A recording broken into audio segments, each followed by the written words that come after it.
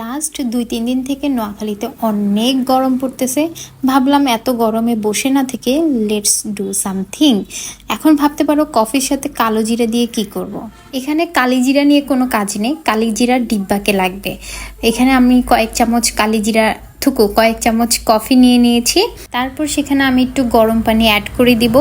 কিন্তু আমি এখানে একটা বিশাল বড় ভুল করে ফেলছি। এটা যে প্লাস্টিকের ডিব্বা আমার আসলে মাথায় ছিল না। আমি যখন গরম পানি দিলাম তখন প্লাস্টিকের কোটাটা একদমই নষ্ট হয়ে গেছে। দেন তত্তরি করে আমি কাচের জারে নিয়ে নিছি, কারণ আম্মু দেখে তো বকা দিছেই, ওইটা বাদ দিলাম। এখন এটাকে ইচ্ছা মতো ঝাঁকাতে হবে, মানে ইচ্ছা মতো শেক করবা। তুমি না পারলে ঘরে যারা থাকবে সবাইকে দিয়ে শেক করাবা।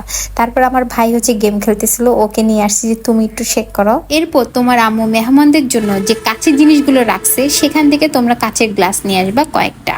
এখন তোমরা পরিমাণ মতো দুধ দিয়ে দিবা গ্লাস মেপে। তোমরা যে কয়জনের জন্য বানাবা সেই কয় গ্লাস মেপে দিয়ে দিবা। এখন তোমরা দেখতে পাবা কমলা লেবুর জেলি, কিন্তু এটার মধ্যে জেলি নাই, আছে চিনি। হিহি। পরিমাণ মতো চিনি নিয়ে তোমরা দুধ আর চিনিকে ব্লেন্ড করে নিবা।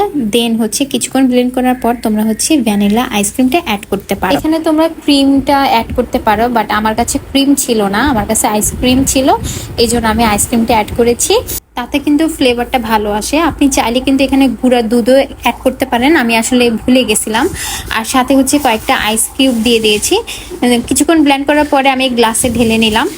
এখন ফাইনাল জিনিস দেওয়ার পালা। এখানে আমি যে কফিগুলাকে শেক করছিলাম অনেকক্ষণ ধরে, সেগুলো আমি উপরে ঢেলে দিচ্ছি। মাত্র 2 মিনিটে এভাবে আমি বানিয়ে ফেললাম ঘরোয়া উপায়ে 2 মিনিটে কোল্ড কফি। এবার ডেকোরেশনের জন্য তোমরা জাস্ট একটু উপরে কফি ছিটা দিয়ে দিতে পারো আমারই মতো।